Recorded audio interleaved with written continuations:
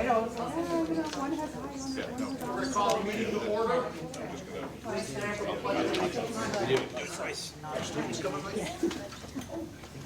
I pledge allegiance to the flag of the United States of America and to the republic for which it stands, one nation, under God, indivisible, with liberty and justice for all. Okay, beautiful. All right, I'll entertain a motion to approve the minutes of October 15th as submitted. So moved. Motion's been made by Ms. Leo. Is there a second? Second. Seconded by Mrs. Randall. Any discussion? All those in favor of the motion will say aye. Aye. Opposed, nay. Abstentions. Ayes have it, motion carries. Shoot. Yeah, hold on now. So who made the motion on that? Me. And second? This was good. First. Yeah, no, it was. Who was second? Second. Christine. All right, we're going to move to the financial report. I'll recognize Mrs. Boyd. Okay, we have a few things to do from a business point of view. You have the latest report.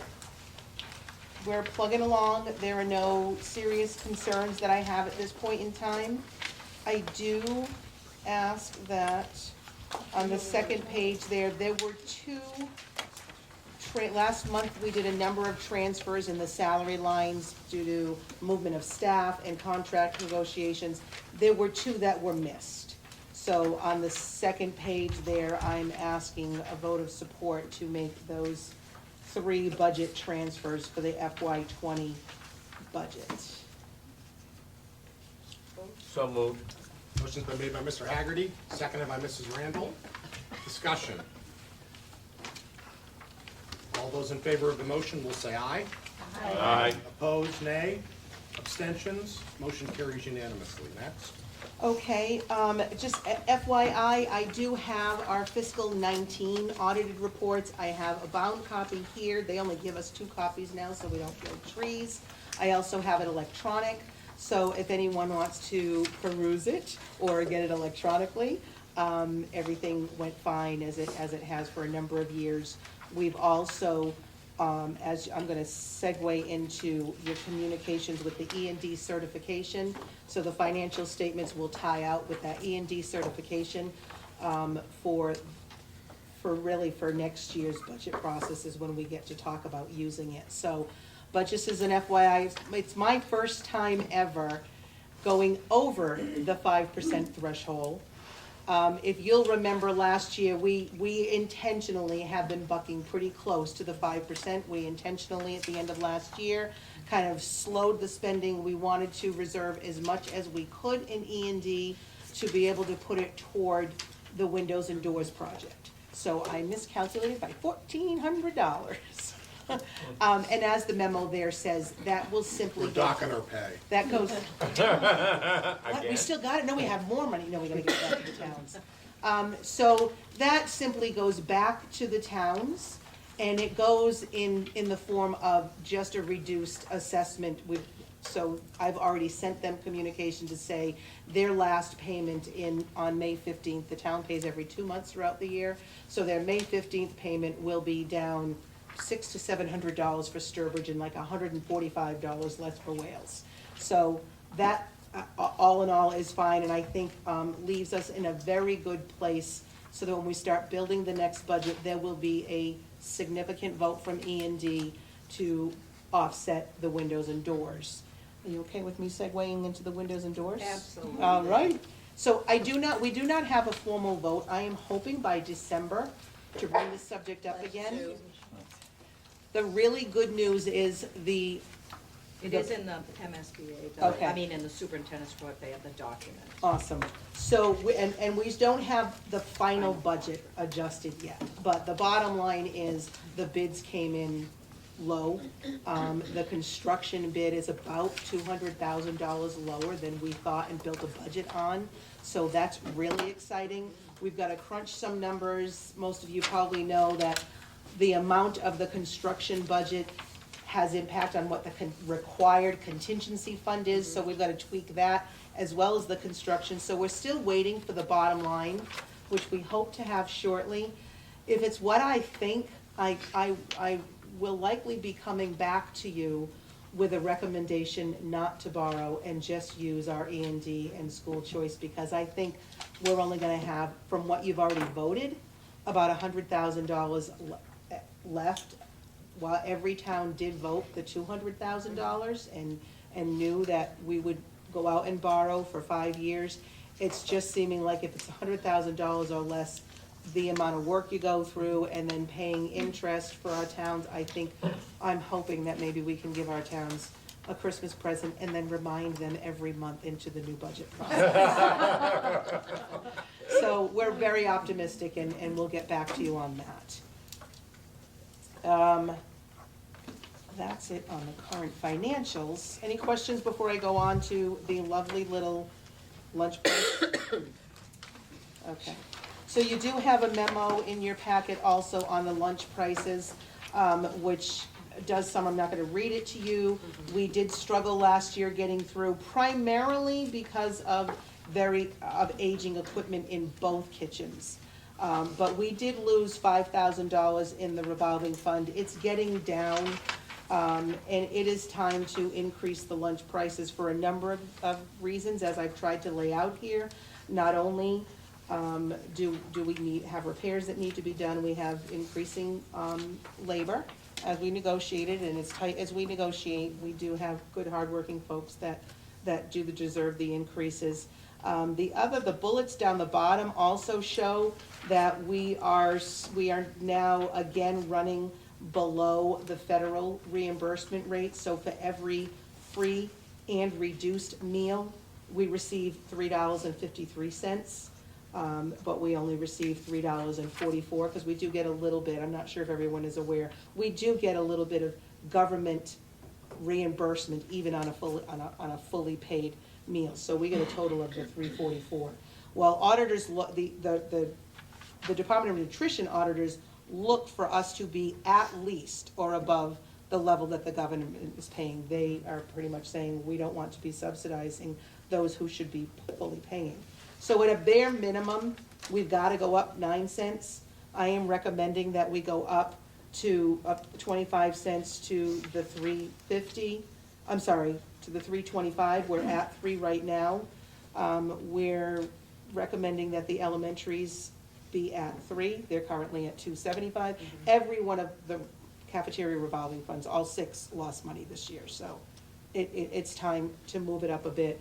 That 25 cents annualized would increase the Tantasqua fund at the current participation rate at about $25,000. So doing it for January, it'll at least bring us to the point where we shouldn't lose this year, and then next year we can start addressing some more of the equipment issues. I'll entertain a motion to approve the lunch increase, $3.25 for students, $4 for adult lunches. So moved. Motion's been made by Mr. Goodwin. Is there a second? Second. Seconded by Mr. Haggerty. Discussion? Seeing none, the chair will call for a vote. All those in favor of the motion will say aye. Aye. Opposed, nay. Abstentions? Motion carries unanimously. And that is pretty much it, other than I wanted to take the opportunity. Yep. Did that include the $4 increase for the faculty in that motion too? Yes. Yes, Okay. yes. Just want to make sure. And I failed, so Except now. principals, we did $10. There you go. I forgot during the joint meeting to mention, so I will make the rounds or send emails to all the elementary folks. I wanted to follow up, we've had conversation both in past retreats and in current retreats about running a kind of budget 101 session.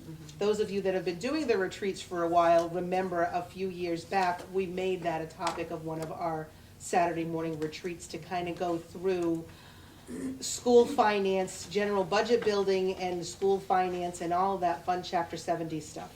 So I am happy to do that again, either for those of you who loved it 2 years ago and want to hear it again, or those of you that are new and would like to sit through an hour or so, an hour and a half. if you could just email me if you have interest, and I think I'll work with those who have interest to try and come up with what's a good time. Is it some night, is it some Saturday morning, you know, some afternoon, or even an early morning? I'm completely flexible. But if I've got a few of you that want it, if I've got a bunch of you that want it, then I'll kind of send an all points bulletin out to everyone and let you know, so.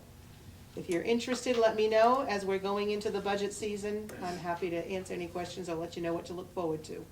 Can we mention that to our prospective? Yeah, that's what, I apologize for not mentioning it at the joint, so I will okay. send out, an email to all of the Union 61 folks.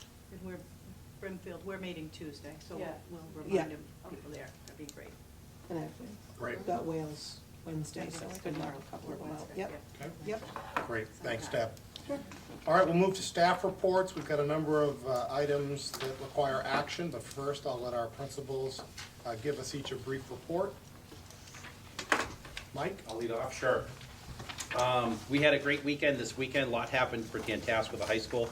Our football team defeated Fitchburg on Saturday and is now moving on to the next round for the state semifinal against Plymouth South. They're going to play this Saturday at 11 a.m. At Zavarian Brothers High School in Westwood. So we were all very excited about that. There will be a fan bus sponsored by Student Council for kids that are going to the game, and Booster Club is providing tickets for the kids that ride the fan bus, so that'll be a lot of fun. Great group of kids, easy to root for. Dr. Nozick and I get to be on the sidelines, so it's just a good group to be around, very proud of them. Because the sun was pointing. We were on the sunny side, Fully benches. and we were very grateful. Very grateful we're on the sunny side. Our cheer team, our competition team captured Central Mass Regionals as a co-ed large school champion, and we'll move on to the state finals this weekend on Sunday at Worcester State. Time to be determined. They had a great time. We had 12 students named to the all-state band. They'll play at Mechanics Hall on January 18th. This is from the Central District Massachusetts Music Educators Association. We had a number of kids try out and 12 were chosen, so we're very proud of that also, and that's at Mechanics Hall on January 18th. I'll give you more information on that as we get closer. So that was wonderful for them. We also had our game day cheer team finished 11th in the state in their competition. That's a Spirit Award. And the entire cheer program received a nice plaque at regionals on Sunday, and they were given the 2019 Community Service Award for all they've done for the community. Great group of girls. The last few years they have had great senior leadership. I'll just name some of the things they've gone. They've done the Diabetes Walk in Springfield, the Pan Mass Challenge locally here. There was an all-call for cheer teams to support the Winter Pan Mass Cycle in Boston last winter. They were the only cheer team that showed up. They had a great time. They cheered on all the people finishing the race. It was incredibly moving for the girls to do that also, and they were very appreciated and felt that. So that was really a neat thing for them. They run a volunteer camp for little kids in Southbridge during the summer who are interested in cheerleading. They volunteer for our summer camp here at Tantasqua, and they do all the Booster Club fundraiser. Cannot say enough about these girls, so this is really well deserved by them, and we're very proud of them. So we talk about community service, kids getting involved. It's wonderful to see that for them. So we're very proud of them for that. Tickets for the Turkey Day game, we are at Shepherd Hill this year. It's a Shepherd Hill Tantasqua tradition that school committee members receive free tickets to get in. I am going to share a list of school committee members with their administration. When you go to the game, you can just go to will call, give them your name, and they will give you a couple tickets to the game to let you in, okay? That's how we're gonna do it this year. If you have any questions or concerns, we always have a few folks go. If you need 5, 6 tickets, please let me know, and I'll let Shepherd Hill know that you're going to need 5 or 6 tickets. It's very generous on both sides. We give you guys whatever you need, so that's a nice tradition. Just shoot me an email if you know you need a certain amount of tickets. That'd be great. I included library hours. Just wanted to see you guys. I do that once or twice a year to see how active our library is. We have a ton of kids before school. Mrs. Lamoth opens it up. Kids can go in and do final things for projects, print out things they need. So I included that in there. If you have any questions, let me know. We do have our extended hours in the library till 5 o'clock every day. So it's a wonderful opportunity for kids to have an opportunity to get to technology, to get research done, or simply get homework done with friends. And it's a nice mix up there if you go after school. It's very critical during athletic seasons or show choir seasons, performing arts, where we need a place for kids to go while they're waiting for an evening event, evening game, or performance. It's been wonderful for that also. So again, giving kids that academic support to be successful. I also have a memo for a donation from our Booster Club. Would like to purchase two-way radios for our athletic department, and then a golf cart also for the athletic department. Our golf cart that our trainer uses is dying. The back end is barely working. It holds her stuff, but we certainly can't put a student that's injured on that back. But we would get a real golf cart that supports that. It can move a kid to the training room if we need to for certain circumstances. But I would really appreciate a vote to accept that gift from the Booster Club if possible. I move we accept the gift from the Booster Club. Motion made by Mr. Miller, is there a second? Second by Ms. Custis. Discussion. All those in favor will say aye. Aye. Opposed, abstentions, motion carries. And I apologize, I don't have a student reporter today. I saw Leah twice today, I didn't even mention it to her. So I'm sure she's thinking it's the normal Tuesday, and yeah, I saw her twice this morning, I didn't even say anything to her. I will, I'll make sure, so that's my bad, so. That's it for me, probably over my 3 minutes. Did fine. I think you used both correct Yeah, remarks. you guys are all. So I'll just kind of piggyback off the community outreach piece. We have just a couple things going on right now. We had last month, Mrs. Colwell started last year with just bringing a couple band kids. This trip included a couple high school kids as well as junior high kids, where they go up to the Quabog on the Common in West Brookfield, and they play for the Alzheimer's unit over there, and it's equally as beneficial to the kids as it is for the patients. The Quabog and the Common staff really enjoyed it. They did their first visit last, or 2 weeks ago about now. And so it's one of those things that the kids get to see members of a different community, but they get to work with the Alzheimer's unit over there. We have started our Thanksgiving collections around here. Our guidance staff has been collecting food donations. Our student council had our food drive at the end of October to build up the donation boxes that we'll provide to families within our own community. I'll have a list at the next committee, my next report. In December, we have a bunch of local businesses who have contributed as they did last year, and I'm sure before my time donated regularly, but again, it's awesome when we reach out to the local businesses in the community, McNucks for one, Stop and Shop, and some of the bigger stores will donate gift cards and fresh produce, and they'll deliver it to us on the Monday of next week, right before Thanksgiving. So we can give families in our own school and our own communities some fresh things, not just as much as they appreciate everything we provide or we're able to give them. And we're able to keep it within our own community, which is also helpful. And then anything extra that we've collected from our student council food drive will go to one of two food banks. One is in St. John's in Worcester, and then I know there was some discussion around one of the food pantry in Southbridge as well that benefits people in our community. So where the food will go is one of those two places, but it'll be, we have a plenty of stuff that was donated around the dance. The incentive was to get reduced dance ticket price. So it was an excellent turnout, and then we'll begin to work on donations for similar situations around the Christmas, around the holiday break too, to provide some of our kids whose families can use the extra help, that added bonus from our end as much as we can do. So, and all of that's run through our student council and our guidance staff. So we've got kids mostly doing everything, leading the charge here.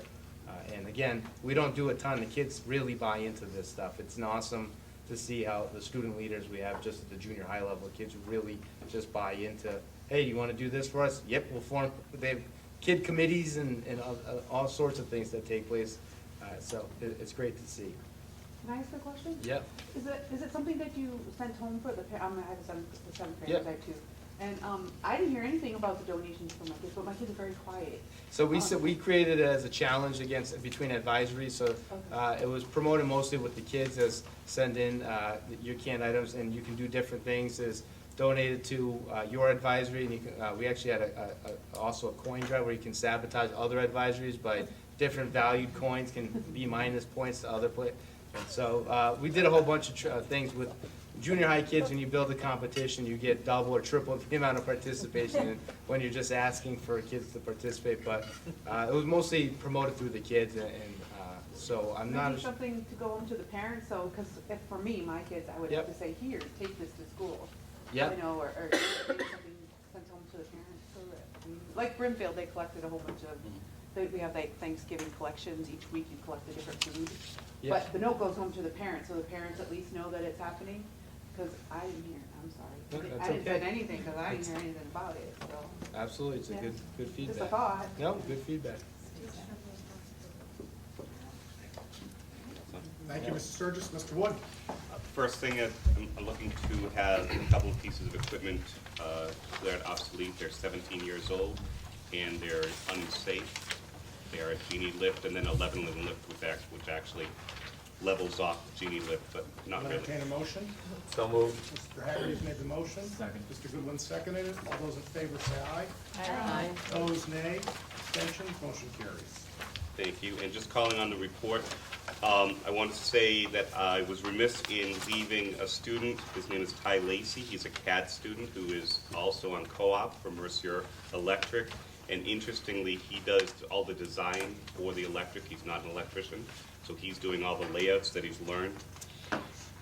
I'm in the process of doing the 18-month follow-up for DESE, and of the students who were on co-op last year, they are now, as I look in 2018, they are now still full-time employees for those companies that hired them in their senior year. So I think that's kind of an interesting statistic.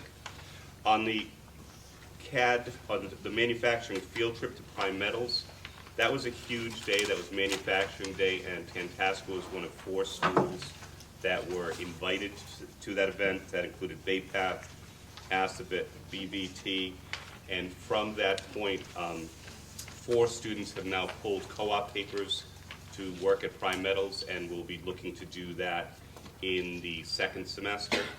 And under upcoming events, right now we are in the process, Chef Pop, Chef L, myself, and Dominic Mercurio. Worcester's Best Chef could look a little bit different for Tantasqua this year, in as much as the day is broken up into 2 events.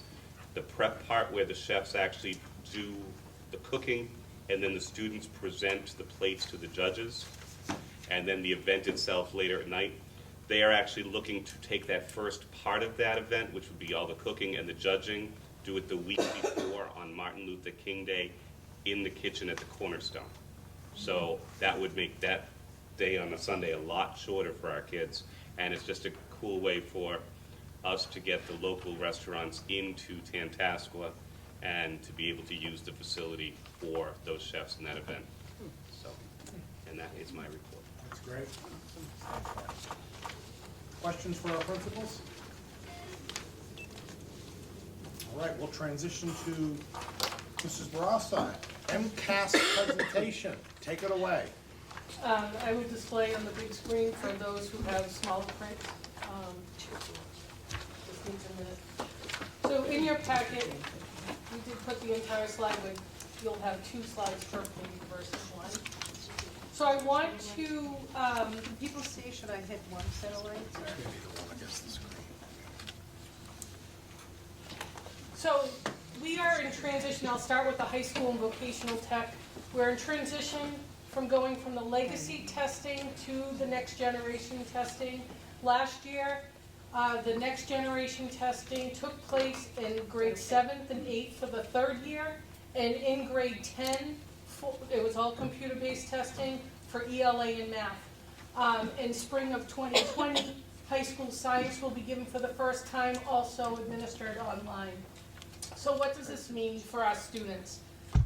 If our students were freshmen or sophomores last year, their criteria for graduation, competency criteria for graduation, remains much like, exactly like, in fact, as it did in previous years, except for now the ranges of scores, instead of that target score being 240, the target score now is 500. Now there are students that can actually graduate on time as long as they are, if they're not meeting that 500 at this point, if they're on an education proficiency plan, and we'll talk about that as it goes on. So the only the only change that is made is the actual scale of points. Instead of 40-point scales in each categories, it's 30-point scales. It starts at 440 and goes to 560 for them. And of course, the category changes. Exceeding is really the advanced, meeting is the proficient, partially meeting is your needs improvement, and not meeting is the warning from previous years. What does this mean for our students? Again, they may find it more challenging, but once again, if they are participating in next generation testing, their criteria for competency or determination or graduation determination remains the same. Now, that'll change maybe in a couple years when these 8th graders get to 10th grade, okay? Okay, so for competency, they still need to pass the ELA in mathematics and one of the science tests that they choose. Some take it as freshmen, some take it as sophomore, could be the STEM test, the biology test. Doesn't matter, okay? Any questions with competency determination? Okay, now we'll look at the individual schools. We'll start with the high school. I felt like this screen was actually a better display of how we're being held accountable. We have different subgroups in each content area, ELA, math, and science. The actual N column, it's over to the right. Any subgroup that has 20 or more students, that actually is part of our accountability. If it's under 20 students, it's not part of our accountability, and that's why there's dashes. So in ELA at the high school, the all students category, they exceeded their target. That means they also got 4 out of 4 points. So it's based on a rubric. So I also want you to take note of that points category, okay? Now, in order to determine whether or not they exceeded that target, it's based on the old legacy test with CPI. CPI means that if they met that threshold of 500 points or 240 back then, they got 100 points for meeting that threshold. So it all depends on the number of students in that category. It's based on a formula. It's also based out of 100 points, and you can see that 99.3, that's an increase of 0.2% for ELA in grade 10 last year.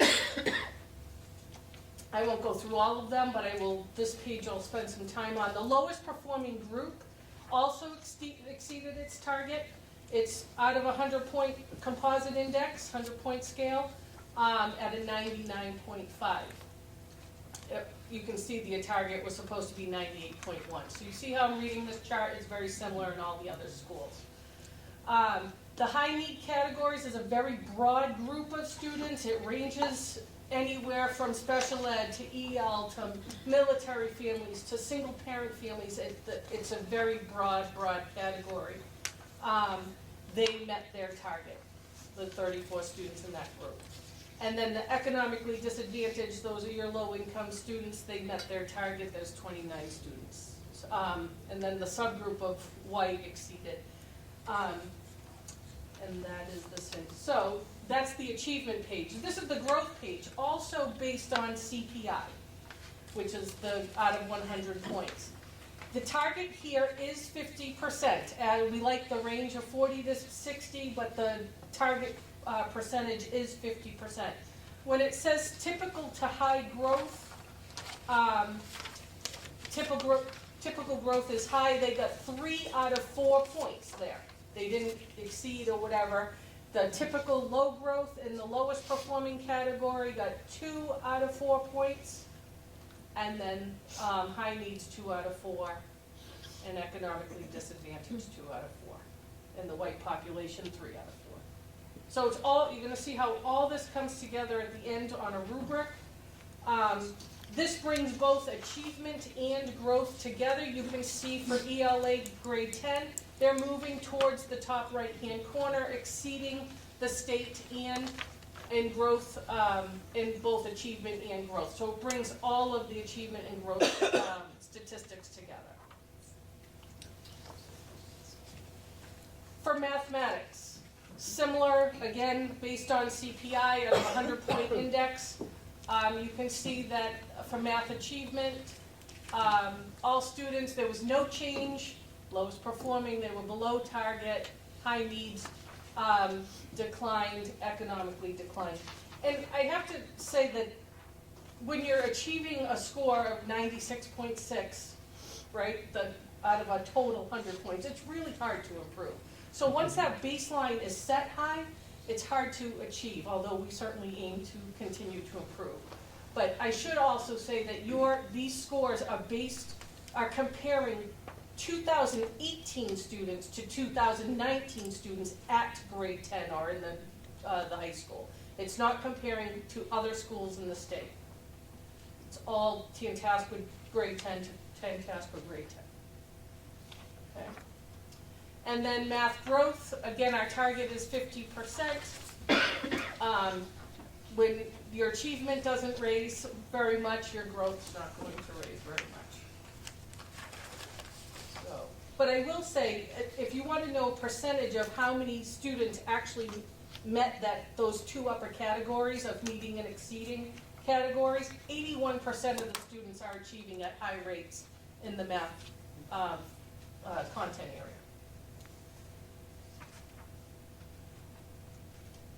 And this brings it all together.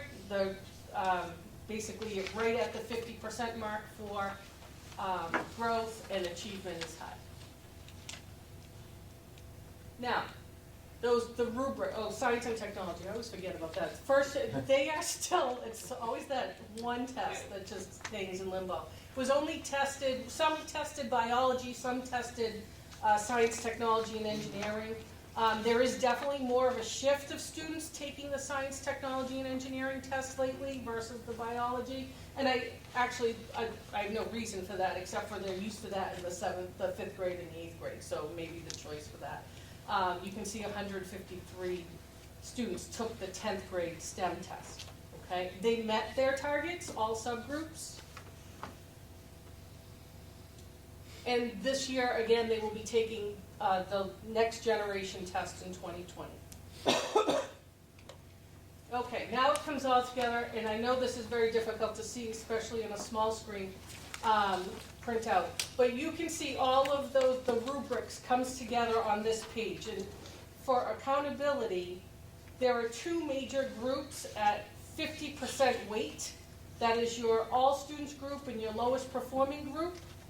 And if you look down at the bottom at the two percentages, the percent of possible points, those are average 50%. They're weighted exactly the same, 50%. So 66 plus 52 added together, divided by 2, they get a 59% of meeting their targets. Okay? The other thing I'd like to point out here, in high school, there's more elements in the accountability categories. You certainly have achievement, which should be a 3-to-1 ratio to growth. I'll explain to you the 3-to-1 ratio.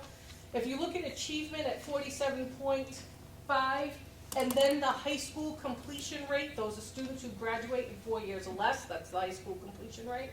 If you add those together, you get the 67.5%. That's what they're counting in high school as achievement factors.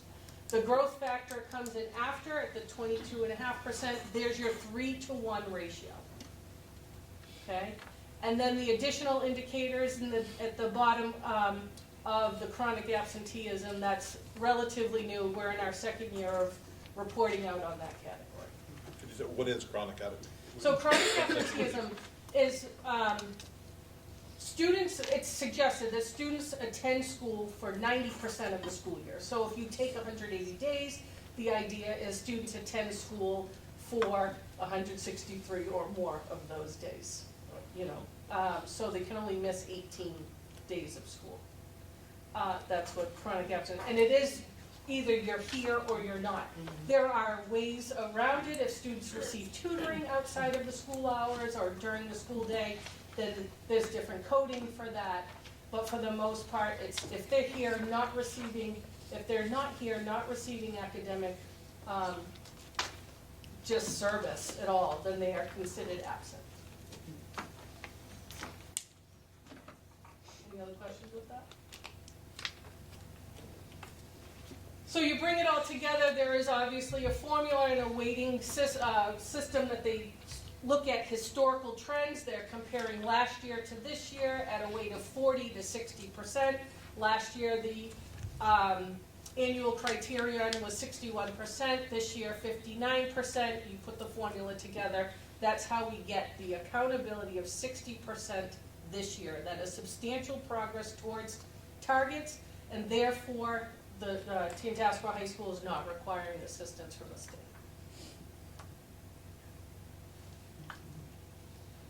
Any questions with the high school? The vocational. Set up exactly the same way. I'll go a little quicker during these slides. For English language arts, for all students, they improved, but they didn't meet their target. So there's improved that didn't meet their target in the lowest performing group, and they met their target or exceeded their targets in the other subgroups.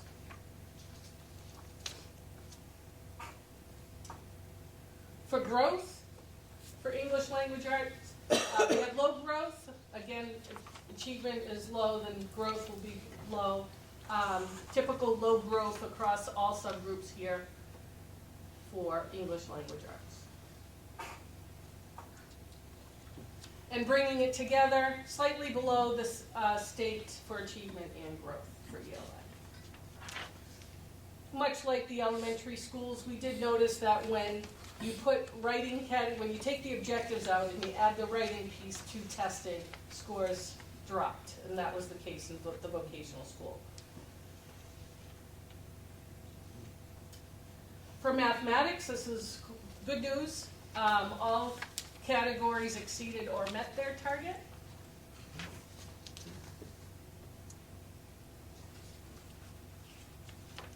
And for growth, although they needed and accept their target, they were high to begin with, so therefore low growth is in most of the subgroups.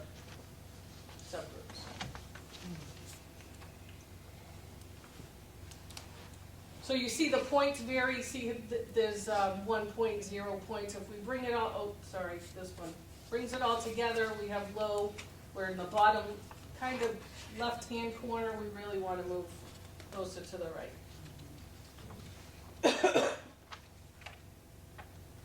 Science and technology, again, on the legacy test, using a CPI system, there's no change or exceeded targets for the subgroups.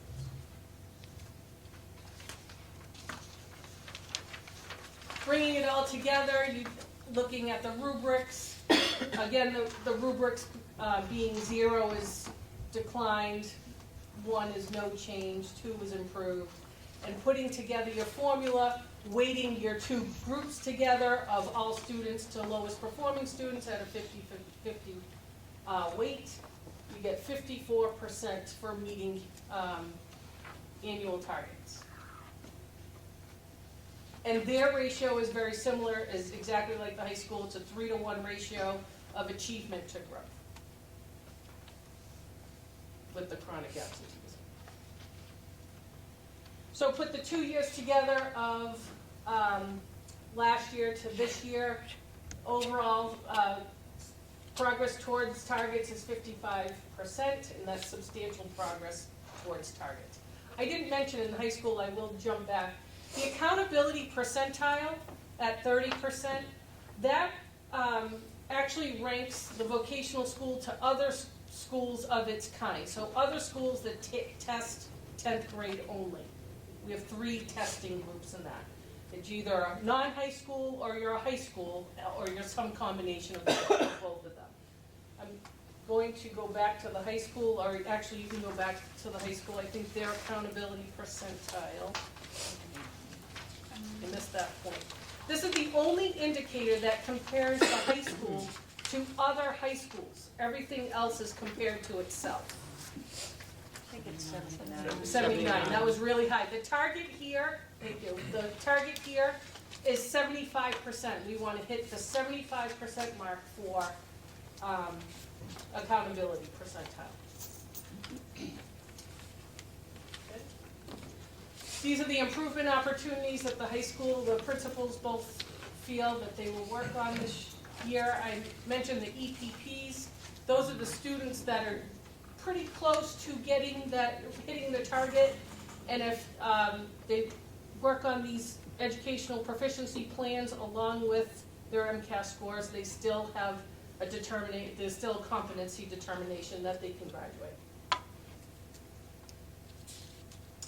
Any questions from Voc or high school?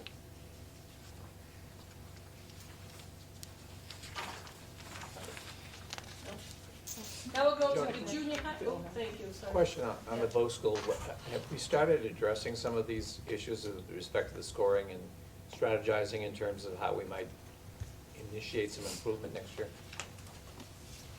Well, that's part of the opportunities that are listed in the Haggerty. We do a test item analysis on the test and provide the curriculum supervisors with that information.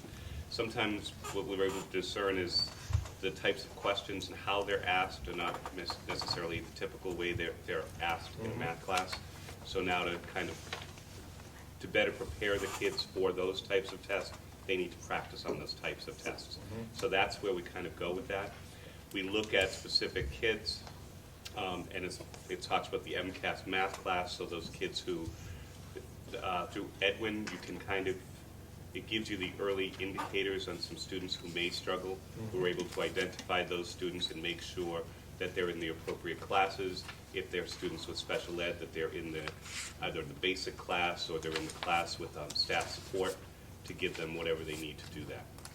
Thank you. Good example, Bill, is we had some poetry issues. We did item analysis a lot for 2 years and found that some of the poetry questions were different than we were teaching it. And so English added a different poetry and some different ways of teaching poetry to our kids, and that helped our scores on that a little bit more. At times it's a moving target, but we do meet with our curriculum supervisors. We talk about what we can do differently in the classroom to address the needs of the kids. And especially it's really freshman, sophomore year, and then they're sitting for these exams. So we do try to do that every year. Look for opportunities for growth. Thank you. Yeah. Anyone else? And now the junior high. Now the junior high is a little bit different. You can see here that the scaled scores change because it's based on scale scores, not CPI, okay? So the achievement in 2008 to 2018 to 2019, you can see for ELA that for the all students category, there was a nice increase of 2.6 points, which means they exceeded their target. Now, a scaled score, again, is based on 500. The scale changes from 440 to 560, so this is an average score of all students for that test. It's not based on a number of points for a person meeting and exceeding. It's totally different. It's an average score of all students. So the same categories apply as long as they are testing 20 students or more. So there's not enough students for EL and former EL. There's not enough students for Asian group. So it works in the subgroups. It has to be a minimum of 20 students or more in order to hit a subgroup. And you can see for ELA, although the target is below 500, they are on the right track, heading in the right direction for improvement by exceeding and meeting all their targets. For growth, typical low growth in all the targets, which, again, when you're incrementally moving, that growth changes. If we don't have huge jumps for achievement, you're not going to have huge jumps for growth either. So, and then this is what it looks like for the all students, which is the larger circle. Grade 7 is the yellow circle, and grade 8 is the green circle, just to put it all in perspective because it's multiple grades. Slightly below the state, but certainly moving in the right direction. For math, once again, exceeded all the targets, getting the 4 out of 4 points, or meeting with the students with disabilities. It's good data here. You can see their achievement for all students did break the threshold of 500 points, which is great. And everything else is around that, except for the students with disabilities. Mathematics growth for all the subgroups. The target here is 50% or higher. And then here it is all brought together, higher than the state in achievement, but not so much with growth. Grade 7 is yellow, and grade 8 is green.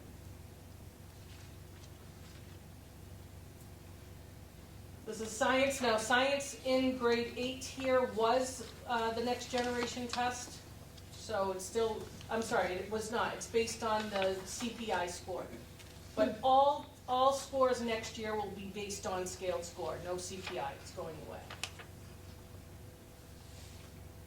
And then bringing it all together, the two groups average together 50% for this year, 80%. Wait till you look at the difference from last year. Last year was 30% for the performance towards targets. This year, 80% average together is 60%. Their accountability percentile in comparison to other schools of its kind, they increased 4 percentile points. That's a lot when you're testing 600 students. It's a lot.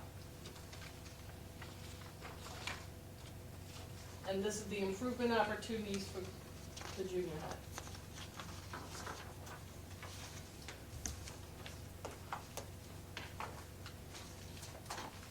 Questions for Jody?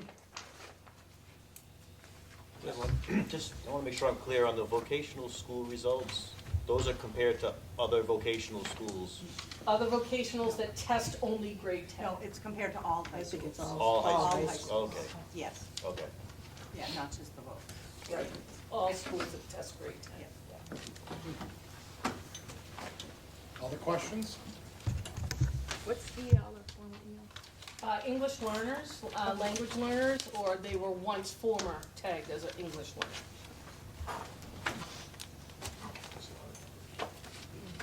Thanks, Jody. You're welcome. Great.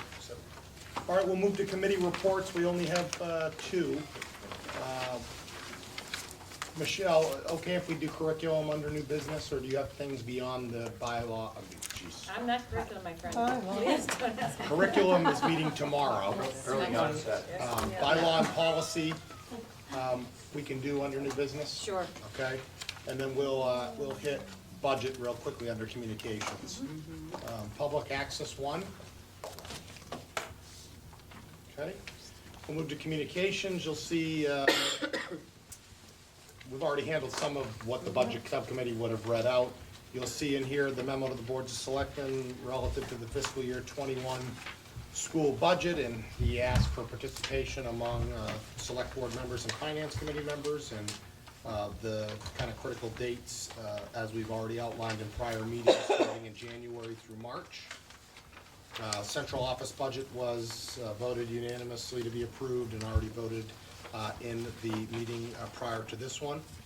And then Deb already gave an overview of the E&D certification number and the plan for assessment adjustments in May.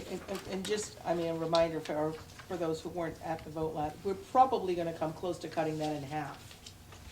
It was about 600,000 or 700,000 of E&D that we were planning to put toward the project, and then a little bit more of school choice. All right, we will move to the superintendent's report. Thank you. Just, you probably already saw the SWEC, the Southern Worcester County Ed Collaborative First Quarter Report was sent electronically, and the annual report you will likely receive in your inbox as well prior to the next meeting in December. The MASC, conference updates, I didn't know if folks wanted an opportunity for those who went to talk about the sessions. Again, I think I indicated we went to the one on superintendent evaluation. The MSBA one was very, very informative. We went to a general keynote around diversity and inclusivity. That was really great. Derek Gay was the presenter, really terrific. Also went to one on special ed and kind of went through some emerging issues in special ed as the state presented some findings through the BSEA, or the Bureau of Special Ed Appeals. So that's always super educational for us to know what got districts to a point where either they were found to have done the right thing, or if there was a concern on process, which is typically what ends up happening.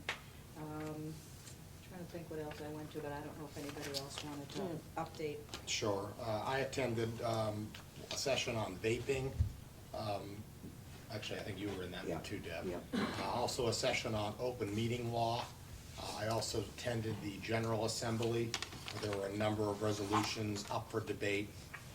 The most interesting of all of them really related to a push by, and I can't remember the school district off the top of my head, but a push to eliminate the MTEL, which I thought was very interesting, particularly because the proposal didn't have an alternative method for evaluation in it.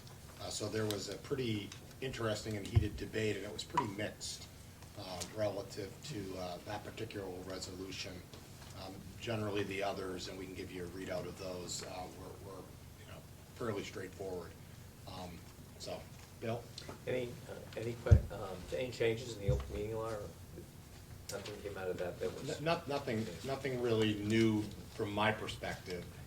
I think honestly, and Bill, Pat and I were talking about this with Aaron and Deb, there weren't too many sessions that we sat in where there were aha moments, which is good in the sense that we're ahead of the curve on many of these things. A lot of the stuff that was being discussed in a number of the breakout sessions we've been doing for years. And so, I remember first attending these 10 years ago, you'd hear a thing or two anecdotally or not that would be a good best practice. But even Pat sat in Tony's session, and we were the star of that show. So I think that's good. Certainly, we've made a lot of really good decisions over the years. We've got good leadership in place. We've got a good strategy and a good vision. We've got excellent staff and faculty, and we're moving in the right direction. And overall, that's really positive to hear. But as we debriefed often after the sessions, we were all pretty much unanimous in that we weren't hearing anything new that we weren't either aware of or already doing, which is great. Thank you. I think that's probably it. Good. I did include in your document the notice to proceed, the NTP, as MSBA calls it, everything's an acronym, had to sign and submit, and then we did get a copy back from Chandler Architectural Products. Again, you'll see the figure of 1.3 coming in at a really a much better number than we thought we would. Our OPM is continuing with our architect to work on the contract, so once we get that, as Deb said, we'll bring that forward, but we needed to sign our commitment.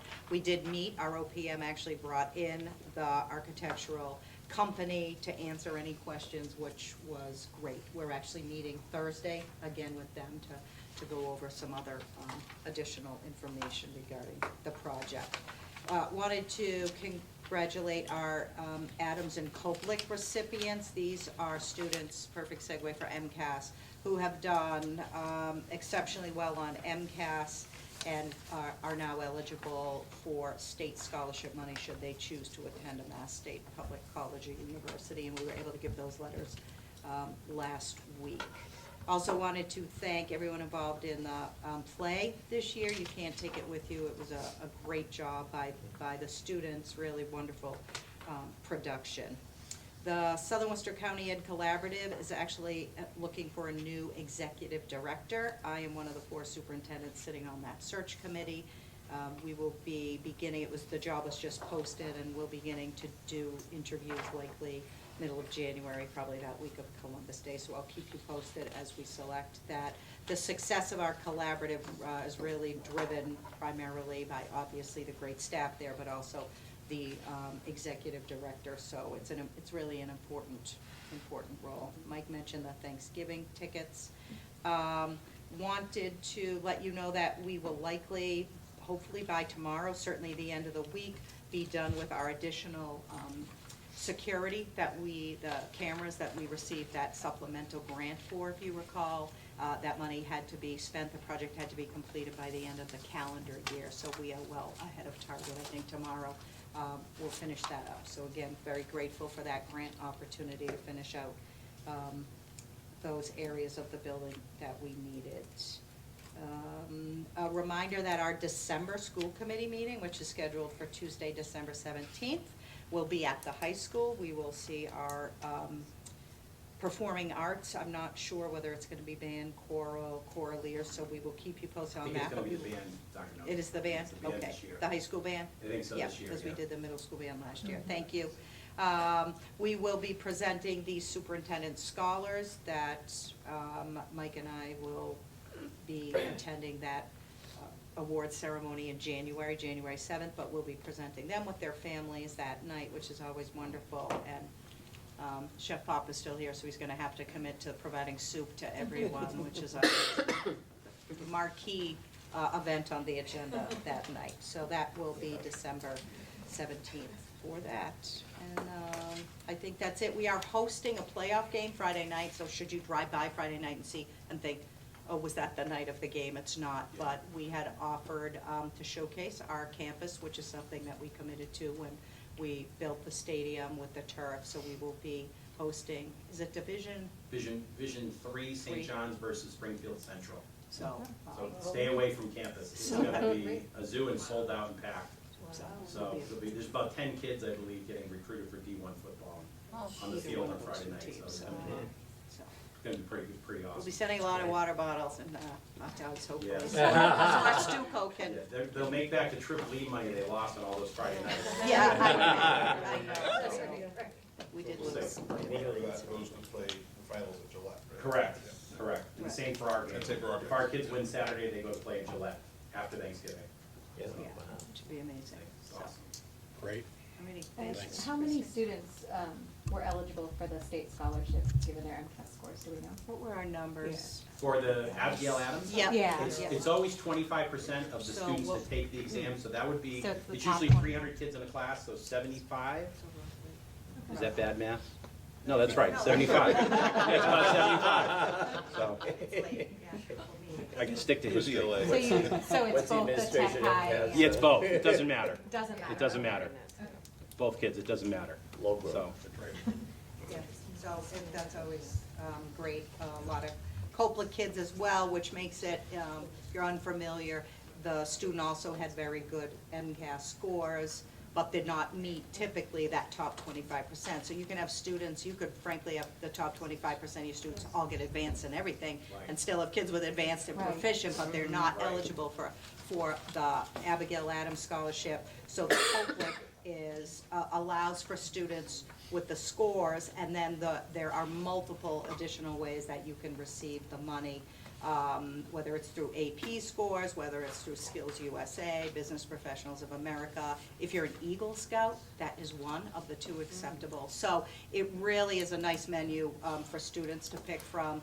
And you know you're in an impressive crowd of students when they say, oh, you just need 2 AP scores with 3s or better? Okay, I already got this. And so, yeah, kids are great. and with the Coplik, it's close to 120 kids. The Coplik opportunity, so it's pretty cool. It's great. Great. Yeah, it's a lot. Alrighty, All thank right, you. we'll move to new business. Mrs. Fitzgerald, take us home, please. As I can. These will all be moved to the floor. They don't require a second because they're recommendations of the subcommittee. So I'll call it, you explain it, we'll vote.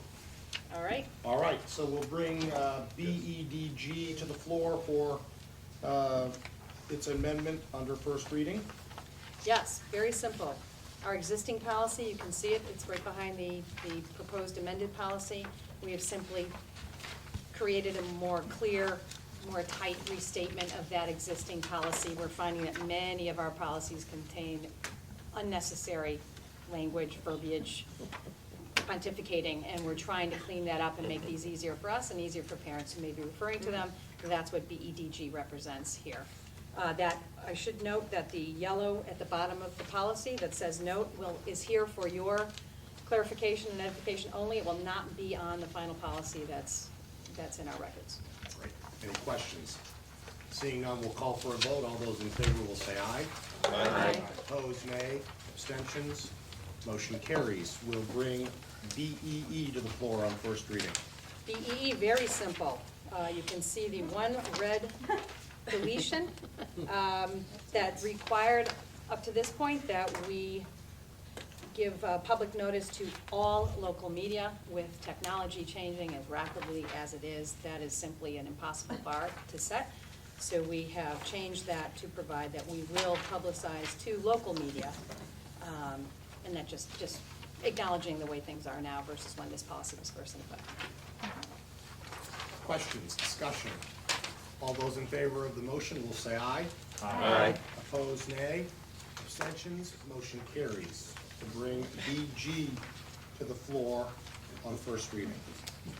BG actually has to be viewed together with BGB, because what we've done is taken two policies which address how we develop and adopt policies and combine them into one policy.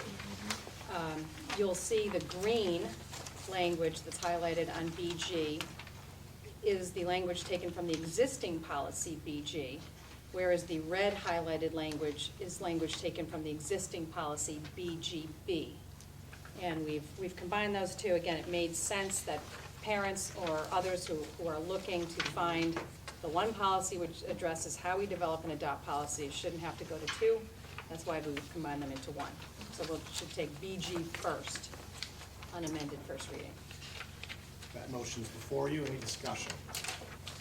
All those in favor of approving BG on first reading will say aye. Aye. Opposed, nay. Abstentions, motion carries. And that leaves BGB, which we recommend be rescinded on first reading. Bring that to the floor, discussion. All those in favor of the motion will say aye. Aye. Opposed, nay. Abstentions, motion carries. All right, that brings us to BGC. C, which we are actually going to carry over to our next meeting. What you see in your packet is our existing policy. What we don't have in our packet is our recommended amended policy. So rather than try and walk you through that, we're just gonna carry that over to next month's meeting. There's an oversight on our part. All right, we'll step down, so we'll remove that motion from the floor. We'll Correct. table back to the next meeting. Is there any objection to that? Seeing none by unanimous consent, we'll table. That brings us to BGE. We'll bring that to the, BGD. my God. I know. We just did BGD. Nope. No, we did BG. Skip BGC. We did BG. Yeah. D comes after, D comes after. Come C. visit us once a month, it's Yeah. a lot of No, I fun. thought we pulled one up. No, BGD. BGD, very simple. You'll see that we replace the word regulations or regulation with the word procedure and procedures. That's to avoid any confusion and to conform with language that we use elsewhere throughout our policies. Discussion. All those in favor will say aye. Aye. Opposed? Abstentions? Motion carries.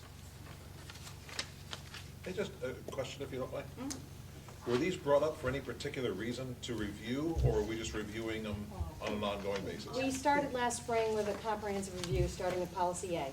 And And going just, through, we're just you'll, rolling right through. right, you'll I notice notice a lot of that- these dates are the, for 05, 04. exactly, it's Okay. been at least 10 years for most of our older policies, if not longer.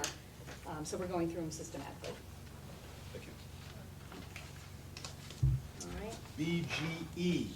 BGE, policy dissemination. You'll see that in that second paragraph, we've deleted, again, language that we just consider unnecessary and verbose. And the third paragraph, third and fourth paragraph, we're addressing, I'm sorry, the second, third, and fourth paragraph is language that we feel just is unnecessary to the intent of the policy.